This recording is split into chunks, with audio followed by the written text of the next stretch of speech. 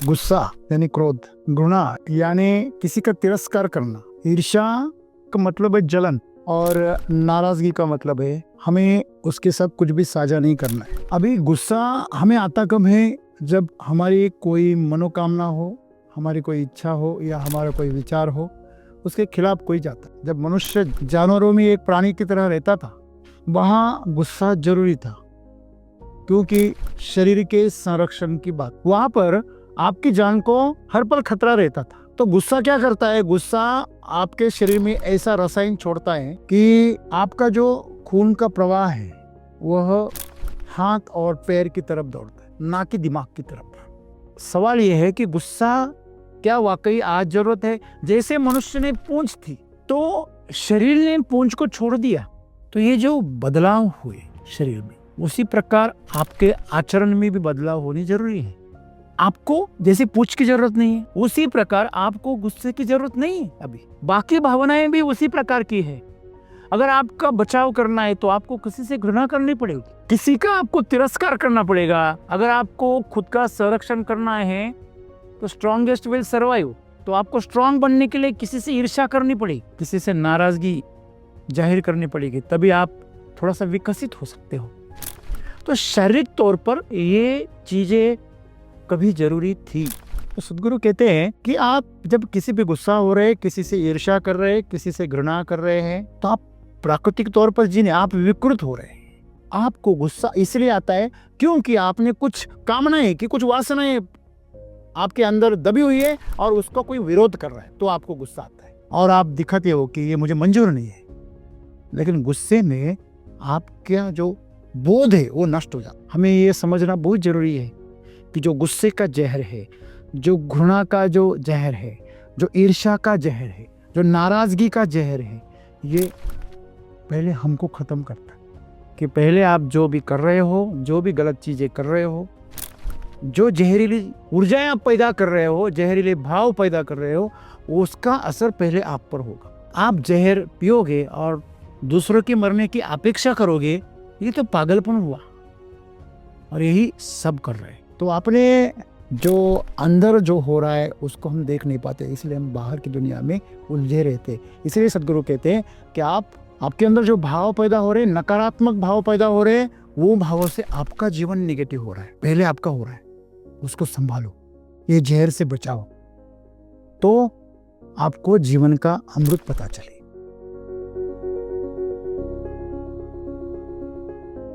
आज का मेरा सवाल यह है कि जैसे सदगुरु हमें बता रहे हैं कि आप मतलब आपके लिए किसी के प्रति अगर आपके मन में घृणा है या ईर्ष्या है या गुस्सा है, तो यह चीज़ें आपके ही लिए मतलब हानिकारक है, आपके ही खिलाफ काम करती है। परंतु मेरा सवाल यह है कि सर, अगर मतलब हम सैनिक हैं या कोई सुरक्षा रक्षक है, तो अगर हमारे मन में वो जो हमारे देश पर या हमारे मातृभूमि पर जो आघात करने वाले हैं या ऐसे कोई लोग हैं, तो उनके प्रति अगर हमारे में गुस्सा या घृणा या ईर्ष्या पैदा नहीं होगी, तो हम उनसे कैसे लड़ पाएंगे? क्या ये वही गुस्सा है या ये अलग चीज़ है कुछ? मतलब मुझे समझ में नहीं आ रहा है कि क्या है। दोस्तों, गुस्सा यानी क्रोध, घृणा यानी किसी का तिरस्कार करना, ईर्ष्या का मतलब है जलन और नाराजगी का मतलब है हमें उसके साथ कुछ भी साझा नहीं करना है, उससे संबंध तोड़ना है। अभी गुस्सा हमें आता कब है? जब हमारी कोई मनोकामना हो, हमारी कोई इच्छा हो या हमारा कोई विचार हो, उसके खिलाफ कोई जाता है। आप किसी चीज का चिंतन कर रहे हैं और कोई उसे रोक रहा है, आप किसी चीज को मान रहे हैं, कोई उसके खिलाफ जा रहा है, सिर्फ खिलाफ ही नहीं जा रहा है तो उसका विरोध कर रहा है। आप कुछ करना चाहते हैं, कोई करने नहीं देता है, सही, तो आपको क्या आता है? गुस्सा आता है। क्या ये जरूरी है? ये गुस्सा आना जरूरी है? तो जब हम जानवर की तरह जंगल में रहते थे, जब मनुष्य जानवर की तरह जानवरों में एक प्राणी की तरह रहता था, वहां गुस्सा जरूरी था, क्योंकि शरीर के संरक्षण की बात थी। वहां पर आपकी जान को हर पल खतरा रहता था। तो गुस्सा क्या करता है? गुस्सा आपके शरीर में ऐसा रसायन छोड़ता है कि आपका जो खून का प्रवाह है वह हाथ और पैर की तरफ दौड़ता है, ना कि दिमाग की तरफ। आमतौर पर 20% ऊर्जा दिमाग की तरफ दौड़ती है। सबसे ज्यादा जो ताकत है अपने शरीर की वो 20% खून खर्च कर देता है साधारण तौर पर। अगर आप ज्यादा टेंशन में ज्यादा दिमाग का काम कर रहे हैं तो वो और ज्यादा खर्च करता है। छोटा सा 1.5 किलो का है, लेकिन बाकी 50-55 किलो को मात कर देता है। इसलिए जब भी गुस्सा आता है तो एक रसायन हमारे खून में दौड़ता है, जो रसायन हमारे मसल्स है उनको क्या करता है? ताकत देता है, लेकिन विशेष तौर पर हाथ और पैर की, ताकि हम या दौड़ सके या हम आक्रमण कर सके, बचा सके या उसको मार सके। तो उस वक्त ये गुस्सा जरूरी था, उसको डराना, खुद को बचाना। लेकिन हजारों साल उसका अभ्यास कर करके ये एक आपकी आदत बन गई। तो अभी जरूरत भी नहीं, फिर भी आपको पता है पास में कोई खड़ा होता है और जब गुस्सा आता है तो एकदम से आवाज बढ़ जाती है, एकदम से चिल्लाना शुरू कर देता है, एकदम से हाथ पैर ऐसे मारना शुरू कर देता। क्यों करता है? काटता है, नोचना है। क्यों? ये सब जानवर के लक्षण है, जो जंगल में जब रहते थे तो डीएनए में वैसे आया है। जैसे खुजली करने की आदत है ना, वो बंदर से आई है। अभी भी बंदर बैठा है यहाँ पे, कभी कभी जाग जाते हैं। तो यहाँ पर सवाल यह है कि गुस्सा क्या वाकई आज जरूरत है? जैसे मनुष्य ने पूंछ थी, डार्विन कहता है मनुष्य पहले बंदर था, अगर था तो बंदर की पूंछ कहाँ गई? तो साइंटिस्ट कहते हैं अभी भी है। उसका निशान आपकी स्केलेटन पर पीछे, जो आखिरी आपका जो भी मनका है वहां पर एक छोटी सी पूंछ आज भी है।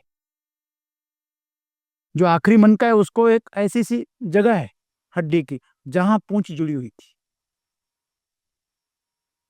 तो शरीर ने पूंछ को छोड़ दिया, शरीर ने बालों को छोड़ दिया, पूरी तरह बाल से ढका हुआ शरीर था, चिंपांजी की तरह, गोरिल्ला की तरह, एक बंदर की तरह। लेकिन आज शरीर से धीरे धीरे पूरे अंग से बाल कुछ जगह छोड़कर गायब हो गए। तो ये जो बदलाव हुए शरीर में, उसी प्रकार आपके आचरण में भी बदलाव होनी जरूरी है। आज भी गोरिल्ला हो या चिंपांजी हो, चारों दोनों हाथ और पैर से चलता है।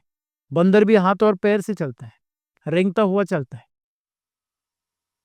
लेकिन जानवर की तरह मनुष्य जब जन्म लेता है ना, तो कुछ महीने तक तब तक वो पैर पर खड़े नहीं हो पाता, तब तक वो ऐसे चलता है। आप थोड़ा सा कल्पना करिए कि आप ऐसे चल रहे बच्चे की तरह, हाँ, रंगनाथ की तरह चल रहे। आपको पता है रंगनाथ रहता है ना आपके पूजा गृह में, मंदिर में, हमारे छोटे से हर घर में पूजा गृह में रंगनाथ रहता है। वो 3 पैर पर खड़ा है, एक ऐसा मतलब 2 पैर और एक हाथ पर ऐसा टिका हुआ खड़ा है, एक हाथ ऊपर लड्डू के लिए खड़ा रखा है या मक्खन के लिए रखा है। तो क्या बता रहा है? हम ऐसे चलते हैं क्या? नहीं, हम तो सीधे खड़े रहते।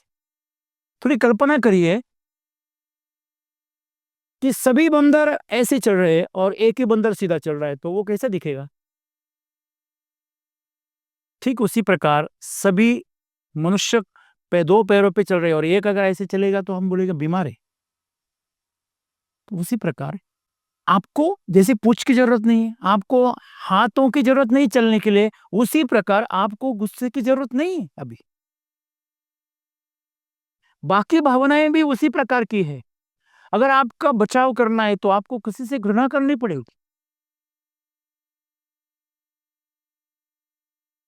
किसी का आपको तिरस्कार करना पड़ेगा। अगर आपको खुद का संरक्षण करना है तो स्ट्रॉन्गेस्ट विल सर्वाइव, तो आपको स्ट्रांग बनने के लिए किसी से ईर्ष्या करनी पड़ेगी,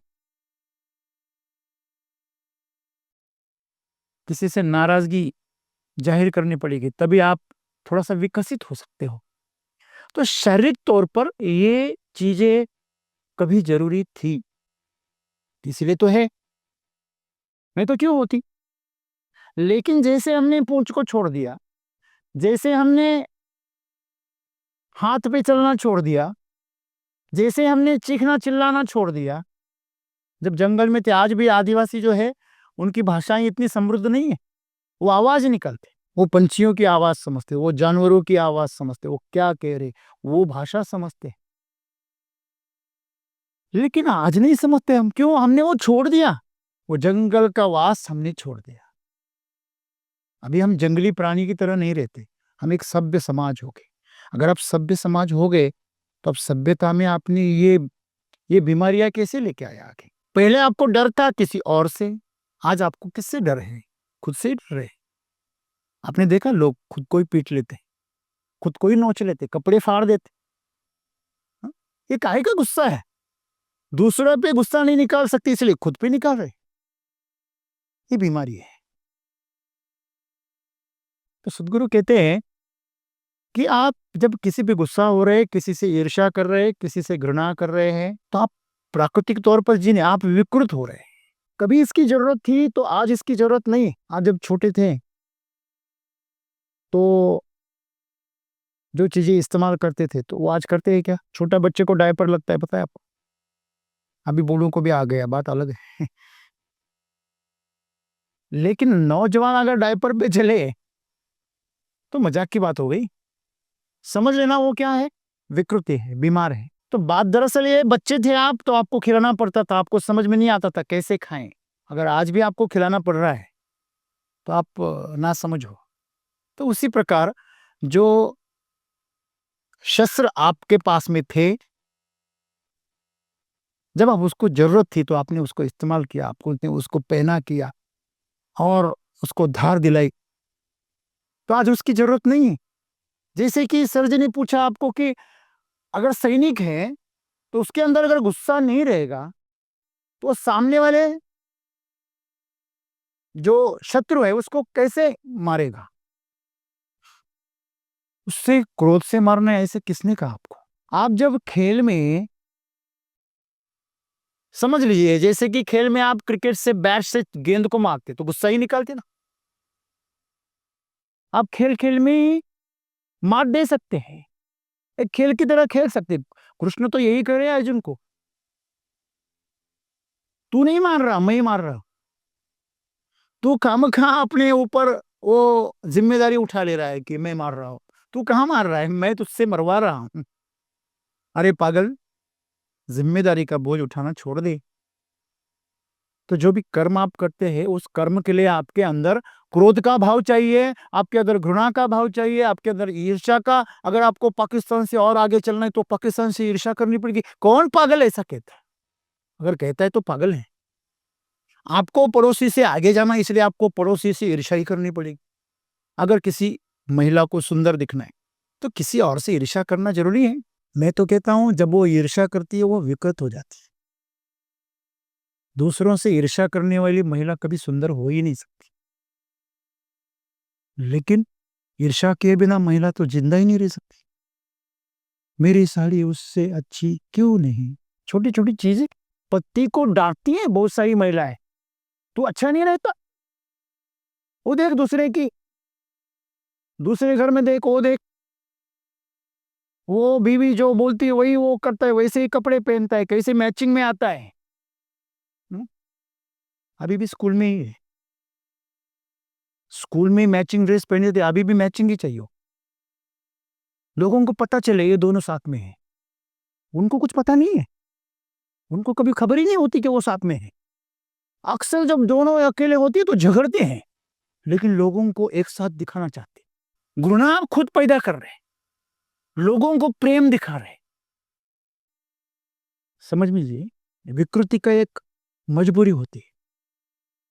जब आप किसी दूसरे से नहीं कर सकते ना तो आपको खुद से करना पड़ता है। जैसे कि शराब है, एक बार लत लग गई ना, दूसरे शुरू में दूसरे पिलाते, सिगरेट तो शुरू में दूसरे पिलाते और बाद में खुद पूर्ण अपना संसार फूंक देते, पैसे सब खर्च कर देते, फिर भी पीना नहीं छोड़ते। जो विकृतियां हमारे अंदर आ गई है वो एक लत की तरह हो गई है, उसकी कोई जरूरत है नहीं, वरना वो आपके जीवन को और घिनौना बनाते हैं। लेकिन सभी कर रहे हैं इसलिए अच्छी लग रही है। हम्म? अभी कुछ कबीले ऐसे हैं आदिवासियों के जहां पे अभी सभ्यता नहीं पहुंची, तो वो नंगे रहते सब। वहां अगर किसी ने कपड़ा पहन लिया तो वो असभ्यता है। सवाल आप कितने विकसित हो, ये यह बात है कि आपने जीवन को कितना सहज सुलभ बनाया, कितना खुशहाल बनाया। तो सदगुरु यही कह रहे हैं कि आपके अंदर गुस्सा है तो आप उसे रूपांतरित करना सीखो। वह ऊर्जा है जो, जैसे कि पानी गटर में जा रहा है, ठंड का मौसम चल रहा है, एसी चल रहा है, पागल हो, गाड़ी जगह पे खड़ी है, कोई जरूरत नहीं, फिर भी इंजन चालू है। ये बोले सर आप, ये थोड़ा सा ज्यादा नहीं लगता? कोई कोई व्यक्ति है, अकेले खड़ा है, उसके पास फोन नहीं है, कुछ नहीं है, और बड़बड़ा रहा है, तो आप क्या कहते हैं? ये पागल हो गए हैं? क्यों? अकेले ही बड़बड़ा रहा है। मतलब आप बोल रहे हो तो कोई सामने हो तो बोले। खुद से ही बातें करने के लिए आवाज निकालने की क्या जरूरत है? अंदर की बातें इतनी ज्यादा तेज हो गई कि वो बाहर नहीं करती।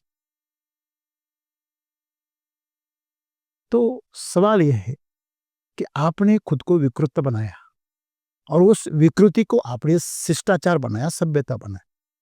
तो सदगुरु यही कि लोगों से गुस्सा आना जरूरी है? क्यों? तू जागते हुए वो काम नहीं कर सकता? हुँ? कोई कारागिर कहता है नहीं, पिए बिना मैं ये कर नहीं सकता। दोस्तों, आपको सावधान रहना है और वो करना है तो आप बेहतर करोगे। सही है गलत है? तो सदगुरु यही कह रहे हैं कि आपको गुस्सा इसलिए आता है क्योंकि आपने कुछ कामनाएं की, कुछ वासनाएं आपके अंदर दबी हुई है और उसका कोई विरोध कर रहा है, तो आपको गुस्सा आता है। और आप दिखाते हो कि ये मुझे मंजूर नहीं है, लेकिन गुस्से में आपका जो बोध है वो नष्ट हो जाता है। गुस्से में हमेशा दिमाग बंद हो जाता है। सही बात है गलत बात है? और बंद दिमाग आपको गहरी खाई में लेके जाता है, संकट में लेके जाता है, मुसीबत में लेके जाता है। लोग बोलते हैं अरे मेरे को गुस्सा आ गया था इसलिए मेरे हो गए। गुस्सा आया था, तूने लाया था? हेलो, गुस्सा आता है या लाया जाता है? हम बड़े भोले हैं आप। आपसे जो छोटे हैं उसके प्रति आपको गुस्सा आता है, जो आपसे बड़े उनके प्रति क्यों नहीं आता? हाँ? कभी आपके पिता को चाटा मारा है या खाया है? आपने कभी टीचर को छड़ी मारी है या टीचर ने आपको मारी? कितना भी अपमान हो गया, कितना भी गुस्सा आ गया, फिर भी हम जाहिर नहीं कर पाए क्योंकि पता है यहां जाहिर करेंगे तो खत्म हो जाएंगे। तो इसका मतलब आप लाते हो। जहां भी सहूलियत है, जहां अनुकूलता है, या गुस्सा करने से कुछ नुकसान नहीं होगा, कर लेते हैं। सही है गलत है? मतलब हम गुस्सा लाते हैं, वो पूरी तरह हमारे नियंत्रण में है। हम जानबूझ के हमारे खून में रसायन छोड़ते हैं। हमारा ही दिमाग छोड़ता है, कहाँ दूसरे का दिमाग कहाँ से छोड़ता है? निमित्त मात्र लोग हो जाते हैं। गुस्सा हमारे अंदर पड़ा ही रहता है। जिस दिन टीचर के अपनी बीवी से झगड़ा हो जाता है ना, उस दिन बच्चों का कोई ठिकाना नहीं। बेचारे गलती ना भी हो तो भी मार खाते हैं। बीवी को नहीं मार सकता, यहाँ आके मारता है क्योंकि उसके सुविधाएं चाहिए। वो बंद हो जाएगी शाम को, खाना नहीं मिलेगा, कपड़े नहीं मिलेंगे सुबह। बेचारा, उसे बहुत गुस्सा आता है लेकिन वो दबाता है उसको। क्यों? क्योंकि दूसरे के ऊपर निर्भर है। तो दोस्तों, घृणा जो है, दूसरों से घृणा करने की आदत हमें किसने लगाई? बचपन से लगी। हमारे किसी के साथ हमेशा तुलना हो जाती है। वो देख कैसे रहती है, वो देख कैसा अभ्यास करता है, वो देख कैसा काम करता है, वो देख कैसा उसने अभी नौकरी लगाई है, उसका पगार देख, उसका ये देख, उसका वो देख। ये देख देख के घृणा पैदा हो जाती है, ईर्ष्या पैदा हो जाती है, वो पैदा की जाती है। तो अगर हमारे चिंतन जैसा और हम जो चाह रहे वैसा नहीं होता है, और जब कुछ नहीं कर सकते, सभी रास्ते बंद हो जाते हैं, तो नाराज हो जाते हैं। पहले तो गुस्सा करते हैं, फिर गुस्सा नहीं कर सके तो घृणा करते हैं। हम किसी के ऊपर गुस्सा नहीं निकाल सकते तो उसका तिरस्कार करते हैं। सीआर जब अंगूर के खेत में जाता है तो छलांग लगाता है। अंगूर ऊंचे होते हैं, वो छोटा होता है, तो वो उछलता है, उछल उछल के वो अंगूर तक पहुंच ही नहीं पाता है। फिर लास्ट में बोलता है खट्टे जाने दो। तो गुस्सा नहीं कर सकते तो घृणा करते हैं, तिरस्कार करता है, अच्छे नहीं हो, खट्टे हैं। आपको पता है लोग जब किसी चीज को हासिल नहीं कर पाते ना तो उसकी बुराइयां करने लगते हैं। कोई लड़का या लड़की अपने वश में नहीं आए तो उसे बदनाम किया जाता है। ऐसे भी होता है और ज्यादा होता है। अगर कोई कंपनी में नौकरी नहीं मिली, उसे निकाल दिया तो वो कंपनी को बदनाम करता है। अगर किसान को कोई फसल में अगर पैदावार नहीं होती तो वो फसल को बदनाम करता है, मिट्टी को बदनाम करता है, वातावरण को तो हर कोई बदनाम करता है। मिट्टी हो, फसल हो, वो तो समझ में आ जाती है, लेकिन वातावरण को कहाँ पकड़े, वो तो हमारी पकड़ में नहीं आता, तो उसके ऊपर जिम्मेदारी दे देती। आपको पता है 10वीं में अगर कोई बच्चे फेल हो गए ना तो स्कूल में एक कमेटी का बैठक होती है जहाँ पे सब आते, पालक वगैरह सब आते, पेरेंट्स आते और सवाल पूछते हैं कि मेरे बच्चे कैसे फेल हो गया, मैं इतना फीस भर रहा हूँ। वो बोले वो 9वीं से ऐसे आया। 9वीं के टीचर को पूछो, वो बोले 8वीं से वैसे आया। ऐसे ही करते करते वो केजी तक आ जाते। पहले वाले से पूछते ये ऐसे, वो बोले केजी से ऐसा। इत्तेफाक से केजी वाला भी मिल गया। उसे पूछा मैडम को, मैडम ये क्या है ये, वो बोले मैन्युफैक्चरिंग डिफेक्ट है वो, ऐसा है, किसी को जिम्मेदारी नहीं लेनी। तो यही है नाराजगी। अगर सभी रास्तों से हम सभी गुस्सा करके देखे, घृणा करके देखे, ईर्ष्या की, लेकिन कुछ नहीं हुआ, सभी रास्ते बंद हो गए, तो अभी नाराज हो गए, जीवन से ही नाराज हो गए। अब बोलो कुछ करो, नहीं नहीं मुझे कुछ इंटरेस्ट नहीं है। हाँ, तो सांस क्यों लेता है, उसमें क्यों इंटरेस्ट है तुझे? हाँ, वो तो ले रहा है, नहीं नहीं वो आ रही है, और नाक बंद कर दे रहा, बंद हो जाएगी, नहीं मैं क्यों करूं। लोग बड़े बड़े दिमाग लगाते। आपको पता है सदगुरु यही कह रहे हैं कि दरअसल ये सब चीजें आप किसी और के लिए पैदा करें, लेकिन वो आपके अंदर पैदा हो रही है। तो आपके अंदर पैदा हो रही है तो असर किस पे करेगी? आपको किसी को अगर गोबर फेंक के मारना है तो पहले हाथ किसका भरेगा? किसका भरेगा? कोई बोलेगा नहीं सर मैं प्लास्टिक का ओ गमजा पेंच लूंगा। अरे लेकिन सांस में तो लेगा उसकी बदबू। हाँ, नहीं मैं वहां तो मास्क लगा दूंगा, उसका ऑरा तो आएगा, कुछ छींटे तो उड़ेगी तेरे ऊपर। हम्म? उसके पास तो जाना पहले तू जाएगा। दूसरों के रास्ते में अगर कांटे डालने हैं तो पहले चुभेंगे किसको? दूसरों के रास्ते में अगर फूल बिछाने तो हाथ सुगंध से भरेंगे किसके?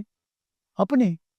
तो सदगुरु का एक सुंदर हमेशा वाक्य रहता है, वो हमेशा कहते हैं कि आप जहर आपके अंदर पैदा करते हैं और आप चाहते हैं कि दूसरे मरे, ये कभी भी संभव नहीं, आप ही मरोगे पहले, क्योंकि वो असर आप पे करेगा।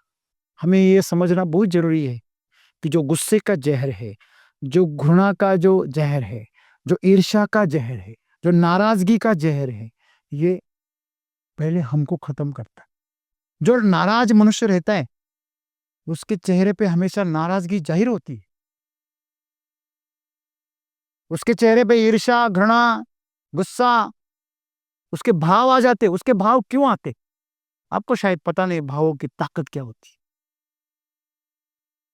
आप जिस तरह के भाव करते हैं ना उसी प्रकार के आपको जाते। आपको किसी को गाली देनी है, पहले आएगी किसके मुंह में? जबान किसकी खराब होगी? किसकी होगी? किसी की निंदा करनी है, किसी के बारे में कुछ गंदी बातें करनी है तो पहले आएगी कहां पे? अपने दिमाग पे। तो मतलब सदगुरु यही कह रहे हैं कि पहले आप जो भी कर रहे हो, जो भी गलत चीजें कर रहे हो, जो जहरीली ऊर्जाएं आप पैदा कर रहे हो, जहरीले भाव पैदा कर रहे हो, उसका असर पहले आप पर होगा। आप जहर पियोगे और दूसरों के मरने की अपेक्षा करोगे, ये तो पागलपन हुआ, और यही सब कर रहे हैं। तो ये जो जहरीले तत्व है वो हमारे अंदर हमारे जीवन को खोखला कर रहे हैं। अगर आपको लड़ाई लड़नी है, आप एक सैनिक हो, तो आप जागरूक रहना और अपने देश की सुरक्षा के लिए लड़ना, गुस्से के लिए ना लड़ना। गुस्से से लड़ोगे तो हार जाओगे, लेकिन सत्य के लिए लड़ोगे तो जीत जाओगे। सत्य में कैसा गुस्सा। देखिए, अगर मैं कभी भी सोचता नहीं कि मेरे बारे में लोग क्या सोचते, मैं ऐसा करूं तो लोग मुझे कोई लेना दे, मुझे प्रसिद्ध होना ही नहीं, मुझे सच्चा होना है। मुझे लोग पसंद करें ना करें मुझे कोई फर्क नहीं पड़ता, मुझे बस सच्चा होना है। तो मैं गुस्सा हो, घृणा, घृणा तो मैंने कभी कभी किया मुझे याद भी नहीं, ईर्ष्या भी मैं नहीं करता। अगर उड़ भी गई तो मैं उसे देखता हूँ उड़ते हुए और काट लेता हूँ उसी जगह पर। और नाराज होने का तो कोई सवाल ही नहीं, क्यों नाराज हूं मैं। नाराज होने जैसी क्या बात है। ईश्वर ने जो भी दिया है वो अच्छा ही दिया है, मैं जिंदा हूं, इससे बड़ी और क्या बात है। मैं मनुष्य मनुष्य के तौर पर पैदा हुआ, इससे बड़ा क्या गौरव हो सकता है। मुझे एक बात बताइए, आपको अगर ईश्वर ने गधा बनाया होता तो, हेलो, फिर आपको गधे की शादी करनी पड़ती, गंधर्व कहाँ से आता। हर गधे से गंधर्व थोड़ी शादी करेगा। हेलो, वो कहानी के गधे से की, उस कहानी पे इतना भरोसा मत करना। तो गधा कोई गलत चीज है, गलत प्राणी है ऐसा नहीं, लेकिन मनुष्य होना तो बहुत सही बात है ना। हुँ? आप कुछ भी बनकर आते, इससे बेहतर है आप मनुष्य बनते आए, तो आप उसका आभार प्रकट करो।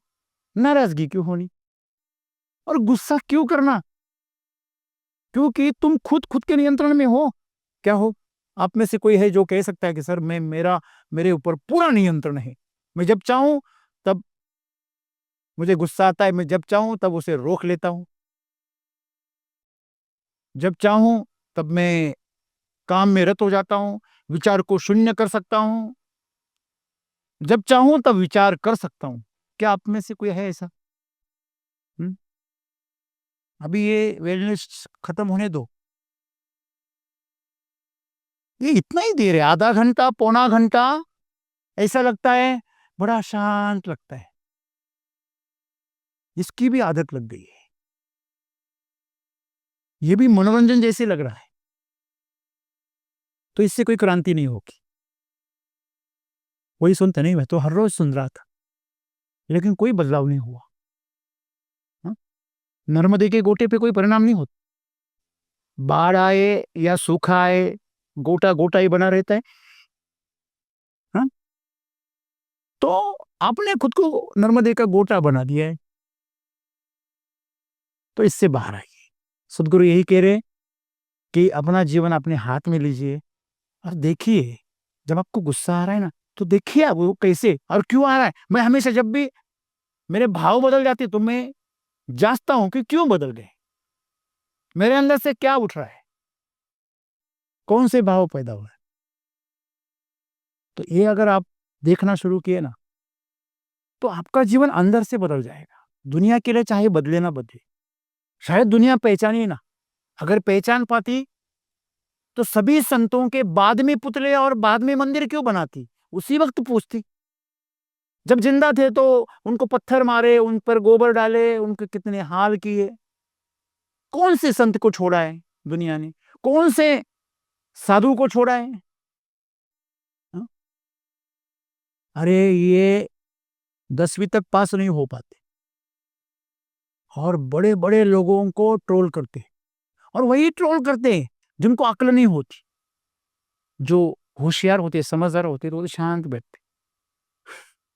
जितना ज्यादा सीखा हुआ होता है ना मनुष्य, वो उतना ज्यादा भटकता है। तो इसीलिए सदगुरु कह रहे हैं कि आप किसी के प्रति चाहे गुस्सा तैयार करें या घृणा करें या ईर्ष्या करें, किसी के भी प्रति, या नाराजगी आप जाहिर करें, तो ये आप दूसरों के लिए पैदा तो कर रहे हैं, लेकिन वो असर पहले आप पे करेगा।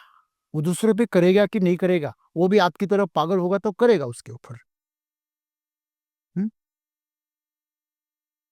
आपको वो कहानी तो पता है ना भगवान बुद्ध की, एक महिला ने उनको बहुत सारी गालियां दी, मेरे बच्चे को साधु बनाया, मेरा जीवन उजाड़ दिया, हाँ? जादू टोना किया मेरे बच्चे पर, ढोंगी कहीं का, लफंगा कहीं का, एक बहुत सारी चीजें गालियां दी बहुत। फिर शाम को वापस आई और रोने लगी, माफी मांगने लगी, भगवान माफ कर दो, माफ कर दो, गलती हो गई। उसके पास में आनंद बैठा था, उनका शिष्य, और पूछा, भगवान ये वही महिला है जो सुबह गालियां देती थी? वो बोले हाँ। बोले अब ये लेट रही है, लुढ़क रही है, हाथ पैर जोड़ रही है, क्या है? बोले कुछ भी नहीं है, भाव है बदले, बस दूसरे कुछ नहीं है, वो खेल है, माया का खेल है। वो बोली माफ कर दो। फिर आनंद बोला माफ ही कर दो उनको। वो बोले काहे का माफ करना, अगर उसने गालियां दी, मैंने ली नहीं, तो मैंने एक भी गाली नहीं ली, तो मैं क्यों माफ करूं? हाँ? तेरी गालियां तेरे पास वापिस आ गई, इसलिए तू रोने आएगी? हाँ? तूने गालियां दी, तेरे ऊपर ही असर हो गया, मेरे ऊपर तो कुछ हुआ नहीं। जागरूक रहना संतों की यही निशानी है, वो किसी चीज से प्रभावित नहीं होते, विचलित नहीं होते, वो अपने अपनी शांति में मस्त रहते। वो जो भी करते हैं ना तो आनंद में करते हैं। दुनिया को कुछ अलग दिख रहा है तो दुनिया का ज्ञान है। पहले अपने को मिला हुआ जो परीक्षा का पेपर है, वो पहले उसका जवाब ढूंढो, दूसरों के पेपर मत तपासो, उसकी जांच मत करो, उसको कितने मार्क्स पड़ रहे हैं वो मत देखो, पहले आपने देख। तो आपने जो अंदर जो हो रहा है उसको हम देख नहीं पाते, इसलिए हम बाहर की दुनिया में उलझे रहते। इसलिए सदगुरु कहते हैं कि आपके अंदर जो भाव पैदा हो रहे, नकारात्मक भाव पैदा हो रहे, वो भावों से आपका जीवन निगेटिव हो रहा है, पहले आपका हो रहा है, उसको संभालो, ये जहर से बचाओ, तो आपको जीवन का अमृत पता चले। धन्यवाद।